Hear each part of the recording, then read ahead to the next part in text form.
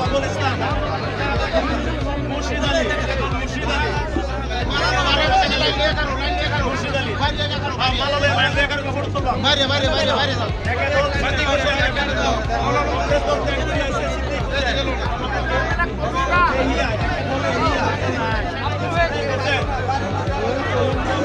কংগ্রেস দল ত্যাগ করে আজি ভারতীয় জনতা পার্টি যোগদান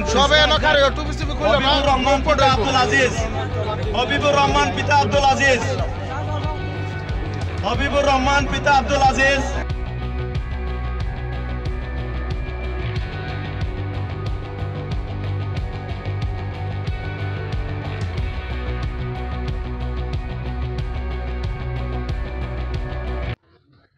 নাই আজি মই প্ৰথমতে ধন্যবাদ জনাম আমাৰ বৰমাবাসী ৰাইজক, চামগুৰি সমষ্টিৰ অন্তৰ্গত বৰমাবাসী ৰাইজক।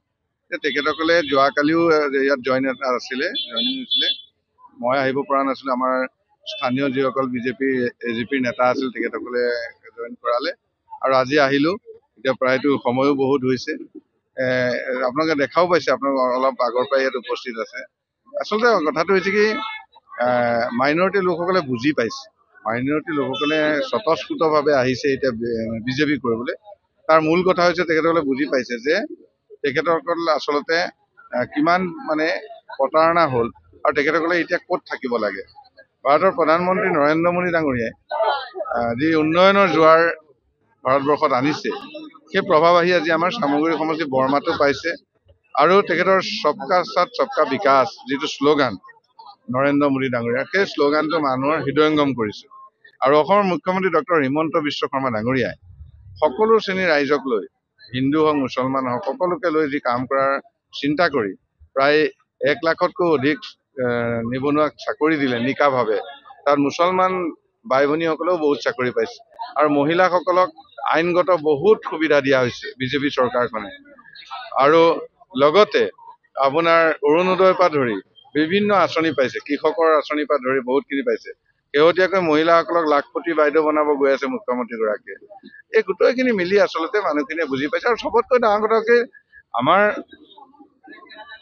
মাইনৰিটি লোকসকলে এটা কথা এতিয়া উপলব্ধি কৰিছে যে এই সময়ত আমি সকলোৱে নৰেন্দ্ৰ মোদী ডাঙৰীয়াৰ লগত থাকিব লাগে আৰু নৰেন্দ্ৰ মোদী ডাঙৰীয়াক তৃতীয়বাৰৰ বাবে থাৰ্ড টাইমৰ বাবে প্ৰধানমন্ত্ৰী বনাব লাগে। এই কথাটো আমাৰ গাঁৱে ভূঞে আহিছে আৰু এইখিনিতো আপোনাৰ অসমীয়া মানুহে, অসমীয়া মুছলমান মানুহ, আৰু গতিকে এওঁলোকে বুজি পাইছে। গতিকে এতিয়া আমাৰ লগত আহিছে। আৰু এটা আপুনি কৈছে অলপ আগত শব্দ এটা আপুনি ক'লে যে এইটো কংগ্ৰেছৰ দুৰ্গ আছিল। এটা কথা, দুৰ্গ দুৰ্গই হৈ আছে আৰু, কিন্তু এইটো বিজেপি দুৰ্গ হৈ গ'ল আৰু, সেইটোৱে কথা। আজি 300তকৈ অধিক লোকে ইয়াত জইন কৰিছে, কালিও জইন কৰিছে। আৰু এইটো ধাৰাবাহিক চলি থাকিব। এইটো ডেইলি মানে ধৰি লওক এখন এই জেগাটো যে আপুনি এটা দোকান টাইপ আৰু, ইয়াতে ডেইলি চলি থাকিব আৰু, মানে ডেইলি এইটো সন্ধ্যা আমাৰ ভিতৰৰ পৰা ৰাইজ আহি থাকিব আৰু ইয়াত ডেইলি মানে জইনিং কাৰ্যসূচী চলি থাকিব। তেনেকুৱা ফেক্টৰৰ শব্দটো মই নকওঁ, কিন্তু আমাৰ প্ৰতিদ্বন্দ্বিতা হ'ব মানে UDF-ৰ লগত। আৰু মই কওঁ শুনক, যোনেই যেনেকুৱা বক্তব্য নকৰক বা এই আপোনাৰ টিভিত আপোনাৰ অকণ খোৰাক যোগোৱা ধৰণৰ বক্তব্য যোনেই নলগাওক, আপোনাৰ তেনেকুৱা শব্দ ক'লে ভালো পায়, TRP চলে এনেকুৱা মানে ভাল পায়, এইখিনি মানুহে বহুতে চাই ভাল পায়। কিন্তু কথাটো হ'ল কি, এই নৰেন্দ্ৰ মোদী ডাঙৰীয়া আৰু ডক্টৰ হিমন্ত বিশ্ব শৰ্মা ডাঙৰীয়াৰ ওচৰত মোদী আৰু মামা এই দুজনৰ ওচৰত কোনেও তিষ্ঠিব নোৱাৰে। বিজেপিৰে জয় আৰু মানে পদুম ফুলৰ জয়, তেনেকৈ মই ক'ব নিবিচাৰোঁ।